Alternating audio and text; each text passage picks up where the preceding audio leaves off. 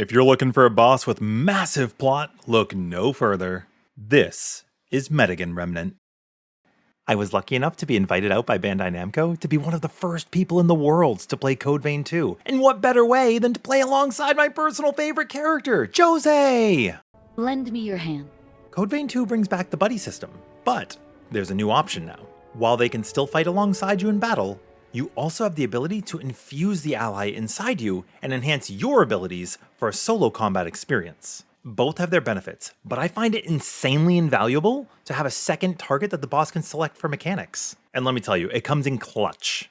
Have you ever had a sliver of HP left and you're just praying the boss picks your ally? Well, I have, and it actually saved me a couple of times. In addition to that, if you go down, your buddy will also sacrifice themselves for a little bit and become unavailable temporarily, while they restore some of your HP. Each time you go down in this way, the amount of HP that gets restored to you is going to decrease. But as far as I'm aware, there is a soft cap at like 1 HP, so you'll always get to come back so long as that cooldown has come back up.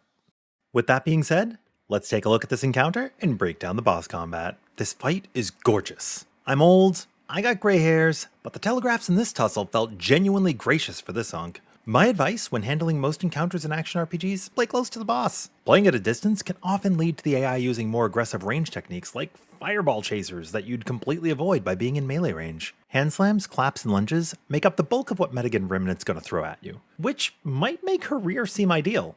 And that's where they get you. You'll quickly realize that there's an acid trail ready to poison you, bleeding out of the hole in the back of her body. Not only that, she can also do a rear swipe that's going to deal a lot of damage. Honestly, this area denial is sick, because now you have the choice to heal through it and avoid the frontal attacks, or you could avoid the rear entirely depending on your playstyle. I ran the fight several times and with different weapons to try out different methods, though my preferred playstyle revolves around air heavies, which can provide additional Z-axis dodges while using the hammer. And like I said before, you have the option to summon your ally to fight alongside you, or to assimilate them into your body to gain bonuses. I chose to have them fight alongside me because they can take aggro off of the boss, which can be super helpful. Once you realize her arm gimmicks, I think you're going to make quick work of this foe. She hits hard, but you're going to see it coming from a mile away. If she leans back and lifts up her right arm, prepare for a large elbow quake AoE. Back up and clear the area to avoid altogether, or use a well-timed defensive to stay close and punish Medigan with a follow-up. This could be a block, a perfect block, a dodge, or a perfect dodge. I didn't try parry, but I assume that'll probably work as well. If you see her swing with her right arm,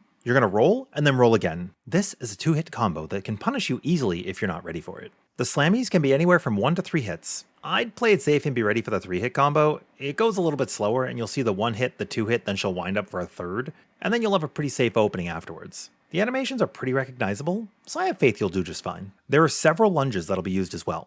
These happen quickly, so don't feel bad if you end up taking some damage. The slowest lunge begins with the Medigan taking a step or 2 back before she lunges toward you. Now her trickiest move in her arsenal, and what I consider to be my favorite attack, is her 2-pronged attack where she will lunge toward you with her giant arms and slam the ground, leaving her hands together, facing outwards, and then she'll swing her arms back outwards after a brief delay. So you want to be ready for this. You can use this opportunity to roll right into her face and smash that punishment. And the last 3 attacks that really matter are projectiles. One is a series of firebolts that are going to chase you, which can be dodged by running at a distance or simply being so close to the boss that it doesn't matter. In medium range, you're probably going to get hit. The most annoying time she uses this for me is when she opens the fight with this move, so largely it doesn't really matter. She can also fire a mouth beam that can be dodged through or avoided, and the other attack sees the Remnant screaming light into the ground. She goes, then erupts geysers all around the room.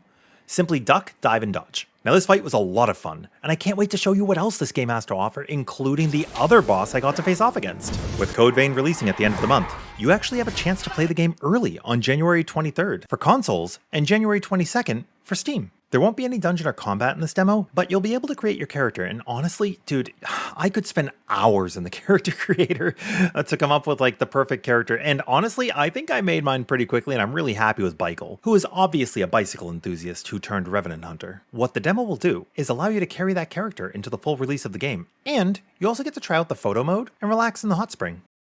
As always, I'm Rin, and if you enjoyed this video, consider showing some love and checking back for more. And a huge thank you to Bandai Namco, who made this entire experience possible by bringing me out to their preview event. Honestly, this was so cool, and I got to see some really sweet friends again. Huge shoutouts to my fellow content creators who went. I wanted to break my review up into sections palatable to specific desires that people may have, so instead of a general preview, I'm breaking this up into a dungeon rundown, boss rundowns, character creator, overworld and systems, and then finally I'll talk about the things I really like and the things I maybe don't like so much. The final boss we faced was not the final boss of the game, but is spoilery, so it's going to be the final video you guys see from me from this event. Now that I've yapped your ear off, enjoy the kill pull of the Medigan round.